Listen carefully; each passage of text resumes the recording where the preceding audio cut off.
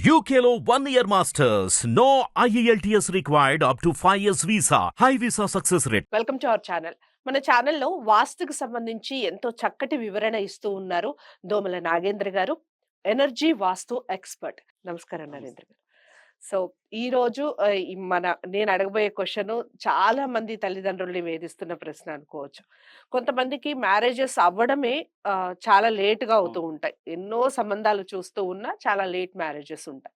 So, marriage అయిన తర్వాత హమ్మయ్య! మ్యారేజ్ అయిపోయింది అనుకునే టైంకి 3, 4 నెలలకే మళ్ళీ వాళ్ళకేవో గొడవలు రావటం, వాళ్ళు మళ్ళీ ఇంటికొచ్చేయటం జరుగుతూ ఉంటుంది. కారణం ఏంటంటారు? దానికి వాస్తుకి ఏమన్నా అవినాభావ సంబంధం ఉందా? వాస్తు వల్ల కూడా ఇలాంటి ప్రాబ్లమ్స్ వచ్చే అవకాశాలున్నాయా? మీరు వివరించండి. అవును మేడం. మంచి ప్రశ్న వేశారు. ఇది అందరికీ యూజ్‌ఫుల్ టాపిక్ మేడం గారు అడిగారు. వాస్తవమే. వాస్తు వల్ల ఇలాంటి సమస్యలొచ్చే అవకాశం ఉంది. పెళ్ళైన తర్వాత అమ్మాయి పుట్టింటికొచ్చి ఇంట్లో ఉండడం అనేది జనరల్‌గా మన వాస్తులో ఉన్న టాపిక్ ఏంటి అంటే ఇంతకుముందు వాస్తు వాళ్ళు గూడా అదే చెప్తూ ఉండారు. అమ్మాయికి పెళ్లయిపోయింది అంటే ఇంటితో సంబంధం ఉండదు. అమ్మాయి వెళ్ళిపోయింది అని. కానీ నా అనుభవంలో నేను పరిశీలిస్తున్న వాట్లల్లో నేను క్యాచ్ చేసిన పాయింట్ ఏంది అంటే పుట్టింటితోటే అమ్మాయికి సంబంధం ఉంది. పెళ్ళైన తర్వాత ఏమైనా డిస్టర్బ్ అవుతే అమ్మాయి ఎక్కడికొస్తుంది? తల్లిగారింటికే వస్తుంది. సో, నా అనుభవంలో చూస్తూ నేను అడిగాననమాట. ఆగ్నేయ దోషం ఉంది. మీ ఇంట్లో మీ అమ్మాయి మీ ఇంట్లో ఉండడం గానీ, మీరు అమ్మాయి గురించి ఆలోచిస్తూ ఉండడం గానీ జరిగిందా అంటే, చాలామంది చెప్పే రెస్పాన్స్ అవును సార్ మీ అమ్మాయి వల్ల సఫర్ కావడం. కొంతమంది పేరెంట్స్ అమ్మాయి వల్ల సఫర్ అవుతూ ఉంటారు. హ్మ్. ఎన్ని రకాలుగా సఫర్ అవుతూ ఉంటారు అంటే పెళ్లవుతుంది.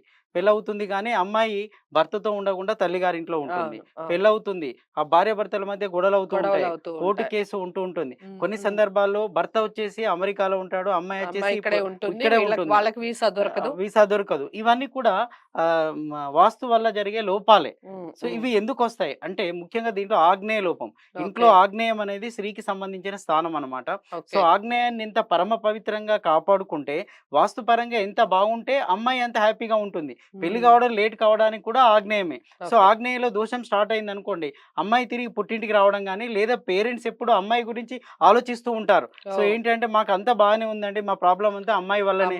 అమ్మాయే అమ్మాయిదే బాధ అని చెప్తూ అని ఉంటారు. చెప్తూ అవును. ఉంటారు. అవును. ఎందుకు అంటే అమ్మాయికి ఆర్థికంగా వీళ్ళే సపోర్ట్ చేయడం. ఎందుకంటే హ్మ్. వాళ్ళు ఆర్థికంగా బాగుండకపోవడం. హ్మ్. లేదా హ్మ్. ఆర్థికంగా బాగున్నా కూడా వైఫ్ అండ్ హస్బెండ్ మీద గొడవలుండడం.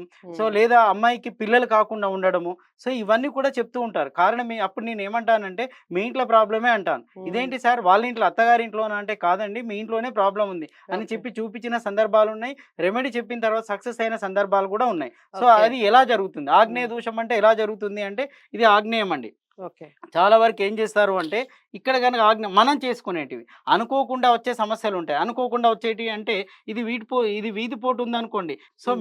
మెట్లేసే వరకు ఓకే. వాస్తవంగా ఆగ్నేయం పెరిగినట్టే. మెట్లేసాము అంటే ఆగ్నేయం పెరిగినట్టే. కానీ ఓకే. తప్పనిసరి పరిస్థితి కాబట్టి దాన్ని ఓకే చేద్దాం. కానీ మెట్ల కింద ఎప్పుడైతే మీరు బాత్రూమ్ కడతారో, హ్మ్. బాత్రూమ్ కానీ, టాయిలెట్ కానీ కడతారో, అక్కడ ఏం చేస్తున్నామండి, అగ్ని మీద మనం నెయ్యి పోయాలి. కానీ ఇలా వాటర్ పోస్తున్నాం ఇక్కడ. So, right. ఫైర్ జనరేట్ కావడం లేదు. హ్మ్. చూడండి హ్మ్. ఇంట్లో కిచెన్‌లో ఇక్కడ ఏం చేస్తాం, కిచెన్ ప్లాట్‌ఫార్మ్ మీద స్టవ్ పెట్టేసి ఫైర్‌ని జనరేట్ చేస్తాం. అంటే ఓకే. ఇంట్లో ఆగ్నేయంలో ఫైర్ జనరేట్ అవుతుంది. కానీ బయట ఏం చేస్తున్నాం ఇక్కడ, అది వాటర్ పోస్తున్నాము. దాన్ని అంత పరమ పవిత్రంగా చూడట్లేదు కాబట్టి ఫైర్ డౌన్ అవుతూ ఉంటుంది. ఇది మనం చేసుకోవడమే. ఇది కూడా తప్పే. అంటే మెట్ల కింద బాత్రూమ్ గాని, టాయిలెట్ ఇచ్చి అది ఇచ్చారు అంటే అది ఆగ్నేయం పెరుగుతుంది. ఇంటి ఆగ్నేయం పెరిగినట్టు. ఇంకా ఓకే. కొన్ని సందర్భంలో ఆగ్నేయంలో సెప్టిక్ ట్యాంక్ ఇస్తారు. అది కూడా గొయ్యే. ఆగ్నేయంలో ఓకే. సెప్టిక్ ట్యాంక్ అంటే వాటర్ ట్యాంక్ అది. హ్మ్. సో, హ్మ్. ఫైర్ జనరేట్ కాకుండా కంప్లీట్‌గా బ్రేక్ చేస్తూ బ్రేక్ ఉంటుంది. చేస్తూ అది ఉంటాయి. కూడా హ్మ్. మైనసే. హ్మ్. ఇంకో కొన్ని సందర్భాల్లో ఏమవుతుంది అంటే, ఇలా ఈ ఆగ్నేయం చూడండి, ఇది ఆగ్నేయం పెరుగుతూ ఉంటుంది. ఇది తూర్పాగ్నేయం అంటాము. ఇది దక్షిణాగ్నేయం. ఓకే. కాంపౌండ్‌లో డిస్టర్బెన్స్ ఉంటుంది. హ్మ్. అంటే ఈ కాంపౌండ్ డిస్టర్బెన్స్ మనం సరి చేసుకోవచ్చు. ఈ మెట్ల కింద ఉన్న బాత్రూమ్ మనం సరి మనం సర్వ్ చేసుకోవచ్చు. జేసుకోవచ్చు. ఇవి మన చేతిలో ఉన్న పనులు. ఇలా చేస్తున్నప్పుడు ఏమవుతూ ఉంటుంది అనంటే, ఈ ఆగ్నేయం పెరగడము, ఇది ఆగ్నేయం పెరగడమే, ఇది కూడా ఆగ్నేయం పెరగడమే. ఆగ్నేయం పెరగడము మైనసే, ఆగ్నేయం తరగడం కూడా మైనసే. ఇప్పుడు ఓకే. నేనేం చెప్పాను? పెరగడం చెప్పాను. ఇప్పుడు నేను తరగడం చెప్తున్నాను. చూడండి ఇట్లా తరుక్కుంటా వస్తుంది. ఆగ్నేయం హ్మ్. తగ్గుతూ పోతుంది. ఎప్పుడైతే ఆగ్నేయం తగ్గినా కూడా ఆగ్నేయ దోషం ఏర్పడుతుంది. ఓకే. ఎప్పుడైతే ఆగ్నేయ దోషం ఏర్పడుతుందో అది అమ్మాయి మీద ఎఫెక్ట్ ప్రభావం చూపుతుంది. చూపుతుంది. ఇంపాక్ట్. హ్మ్. నేను వాస్తు కోసం వెళ్తున్నప్పుడు వాళ్ళు వేరే ఉద్దేశంగా పిలిస్తే, నేను ఈ పాయింట్ చూసి అడుగుతాను. మీకు హ్మ్. ఎంతమంది అమ్మాయిలండి? ఈ అమ్మాయికి ప్రాబ్లమ్ అయ్యే అవకాశం ఉంది అంటే, వాళ్ళు సబ్జెక్ట్‌నంతా వదిలేసి ఈ సబ్జెక్ట్ మీదనే పడతారు. Sir okay. మిమ్మల్ని పిలిచింది మా అబ్బాయి కోసం గాని, హ్మ్. మీరు మా అమ్మాయి గురించి చెప్తున్నారేంది అంటారు. హ్మ్. కారణం ఏంది అంటే, ఇక్కడ చూస్తున్నప్పుడు ప్రాక్టికల్‌గా కనబడుతూ ఉంటుంది. మా ఓకే. అమ్మాయి సఫర్ అవుతుంది సార్, మా అమ్మాయికి పిల్లలు లేరని కొందరు హ్మ్. పిల్లలు లేకపోవడానికి కూడా అడుగుతూ ఉంటారు. అదే ఆగ్నేయ నేను దోషం. ఆ! అడుగుదాం హ్మ్. అనుకుంటున్నానండి యాక్చువల్‌గా. పెళ్ళయి పిల్లలు లేకపోవటానికి కూడా వాస్తుకి ఏమన్నా రిలేషన్ ఉంటుంది. ఉంటుందా? మెడికల్‌లో వాళ్ళు మెడికల్ యాంగిల్‌లో మనకు సంబంధం లేదండి. ఓకే. కానీ వాస్తు పరంగా చూసేది ఏంటి అంటే, హ్మ్. ఆగ్నేయ దోషం ఉన్నా అంటే పేరెంట్స్ అనేవాళ్ళు ఆ అమ్మాయి గురించి ఆలోచించాలి. ఓకే. పిల్లలు లేకపోయినా సఫర్ అవుతూ ఉంటారు. హ్మ్. వాళ్ళు హ్మ్. ఆర్థికంగా బాగాలేకపోయినా సఫర్ అవుతూ ఉంటారు. హ్మ్. సో, దీనికి డయాగ్నల్‌గా ఇక్కడ కూడా చూడండి. ఇక్కడ గనక ఉత్తర వాయము, ఈ ఉత్తర వాయం వీధిపోటు ఉన్నా, ఉత్తర హ్మ్. వాయం మెట్లతో టచ్ అవుతూ కాంపౌండ్ ఎళ్ళినా, ఉత్తర వాయంలో టాయిలెట్ ఉన్నా, దీనికి ఇది సపోర్ట్ అయిందనుకోండి. అప్పుడు ఓకే. ఇది లాంగ్ టర్మ్ సఫరింగ్ జోన్ అండి. మానసికంగా కుంగిపోయేలా చేస్తుంది. నేను హ్మ్. పిల్లలు లేని వాళ్ళ ఇళ్లలో చూసాను నేను. హ్మ్. వాయము ప్రాబ్లమ్ ఉన్న వాళ్ళు చూసాను. ఉత్తర వాయం డిఫరెన్స్ ఉందంటే లాంగ్ టర్మ్ సఫరింగ్ జోన్. అది హ్మ్. డబ్బులతో సెట్ కాదనమాట. వాళ్ళ ఇంట్లో ఆర్థికంగా బానే ఉంటారు. కానీ హ్మ్. పిల్లలు ఉండరు. అది పెద్ద లోపం అనమాట. అవును. సో, ఇది ఉత్తర వాయుం కూడా యాడ్ అయిందనుకోండి, పిల్లలు లేకుండా సఫర్ కావడానికి అవకాశం ఉంటుంది. ఇలాంటి వాటిలో నేను చూసాను. సెట్ చేసిన హ్మ్. తర్వాత వాళ్ళకి పిల్లలు పుట్టారు. వాళ్ళు హ్యాపీగా ఉన్నారు. విడిపోయే ఫ్యామిలీస్ కూడా విడిపోతాయని కోర్ట్‌కెళ్ళిన వాళ్ళు కూడా హ్యాపీగా ఉన్నారు. అమెరికాలో భార్యాభర్తలు గొడవపడి వేరే వేరే రూమ్‌లో విడివిడిగా ఉన్నప్పుడు, నేను వాళ్ళ ఇంట్లోకెళ్ళి ఇది సెట్ చేసిన తర్వాత వాళ్ళక్కడ హ్యాపీగా ఉండడం కూడా చూసాను. ఓకే. ఎందుకంటే భార్యాభర్తల తరపున అమ్మాయి వాళ్ళు ఎక్కువ అప్రోచ్ అవుతూ ఉంటారు. హ్మ్. అబ్బాయి వాళ్ళ ఇల్లు చూడలేం కదా! హ్మ్. చాలు హ్మ్. నాకొక సపోర్ట్ చాలు. అమ్మాయి వాళ్ళ ఇల్లు సపోర్ట్ చాలు అంటాను. ఆ హ్మ్. అమ్మాయి వాళ్ళ ఇంట్లో వెళ్లి సెట్ చేసినప్పుడు ఆ రిజల్ట్స్ వస్తూ ఉంటాయి. అంటే ఓకే. పిల్లలు లేకపోవడం కూడా అది కూడా ఒక బాధనే. సో, అవును. ఆ అమ్మాయికి పిల్లలు లేకపోవడం తల్లిదండ్రులు బాధపడుతూ ఉంటారు. So, okay. దానికి దీనికి ఇది తోడైనప్పుడు ఇలాంటి ఫలితాలు వచ్చే అవకాశం ఉంటాయి. సో, ఆగ్నేయ లోపం లేకుండా ఉండాలి. ఉత్తర వాయువ్య లోపం లేకుండా ఉండడం వల్ల పేరెంట్స్ హ్యాపీగా ఉంటారు. ఇంట్లో ఉన్న అమ్మాయిలు కూడా హ్యాపీగా ఉంటారు. ఈవెన్ దీనివల్ల ఇంట్లో ఉన్న తల్లి కూడా సఫర్ అవుతూ ఉంటుందండి. హ్మ్. ఇంక కొన్ని సందర్భంలో ఏమవుతుంది, ఇది ఏ దోషం లేకున్నా కూడా హ్మ్. ఈస్ట్ ఫేసింగ్ అనుకోండి. ఇగో ఇది కట్ అవుతుంది. ఇది ఉండదనమాట. ఈ హ్మ్. సిట్ ఔట్ కింద తీసుకుంటారు. కార్ పార్కింగ్ అని మనం క్రియేట్ చేస్తుంటాం. అప్పుడేమవుతుంది, ఇది ఆగ్నేయం పెరుగుతూ ఉంది.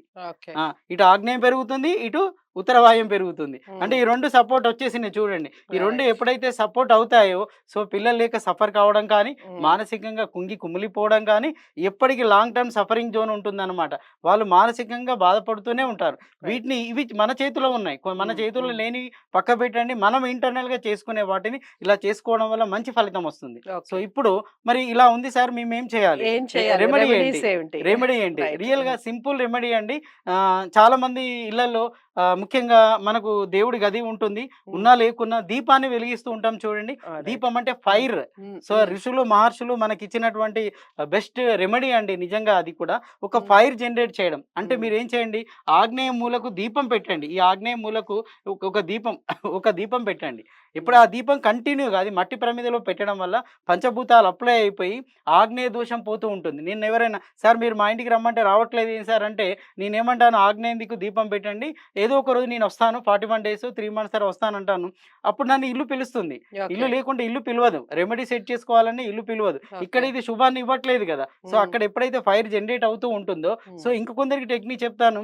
మీరు గనక మీ పెద్ద సమస్య నుంచి బయటపడాలి అంటే 24 అవర్స్ పెట్టండి. ప్రాబ్లమ్ లేదు. సైంటిఫిక్‌గా తీసుకోండి. ఒక ఓకే. మట్టి ప్రమిదలో ఫైర్‌ని జనరేట్ చేయండి. హ్మ్. ఇప్పుడు హ్మ్. ఎవరైతే ఇంట్లో కిచెన్‌లో వంట చేయరో, ఇప్పుడున్న ట్రెండ్‌లో ఏమవుతుంది, వంట చేయకుండా బయట నుంచే వంటలన్నీ వస్తూ ఉంటాయి. ఆ హ్మ్. ఇంట్లో మీరు చూడండి, ఆడవాళ్ళు సఫర్ అవుతూ ఉంటారు. ఓకే. ఏదో రకంగా ఆడవాళ్ళు సఫర్ అవుతుంటారు. అనారోగ్య సమస్య అయినా రావచ్చు. హ్మ్. వాళ్ళు మానసికంగా కుమిలిపోవైనా పోవచ్చు. అందుకే ఫైర్ ఖచ్చితంగా జనరేట్ చేయాలి. రైట్. పూర్వకాలంలో చూడండి, ఫంక్షన్‌లు అవుతే ఎలా చేసేవాళ్ళు, హ్మ్. ఇంట్లోనే ఇక్కడ వంట చేస్తూ పెద్ద పెద్ద మంటలు పెడుతూ పొయ్యి పెడుతూ వంట చేసేవాళ్ళు. అవును. దానివల్ల అవును. ఆ రోజు అంతా శుభం జరుగుతూ ఉండేది హ్మ్. అందరికి కూడా. ఇప్పుడు చూస్తున్న ఫంక్షన్ హాల్‌లో ఏమవుతున్నాయి, ఫంక్షన్ హాల్‌లో జరుగుతుంది. ఇంటికొచ్చిన తర్వాత గొడవలు స్టార్ట్ అవుతున్నాయి. ఓకే. ఎందుకంటే ఇంట్లో ఆ ఫైర్ లేదు. హ్మ్. సో, హ్మ్. ఇది గమనించి మీరిక్కడ దీపం పెట్టి రెమెడీ చేసుకోండి. సహజమైన రెమెడీ అండి. సహజంగా ఎట్లాగో దేవుడి గదిలో పెడుతూ ఉంటారు.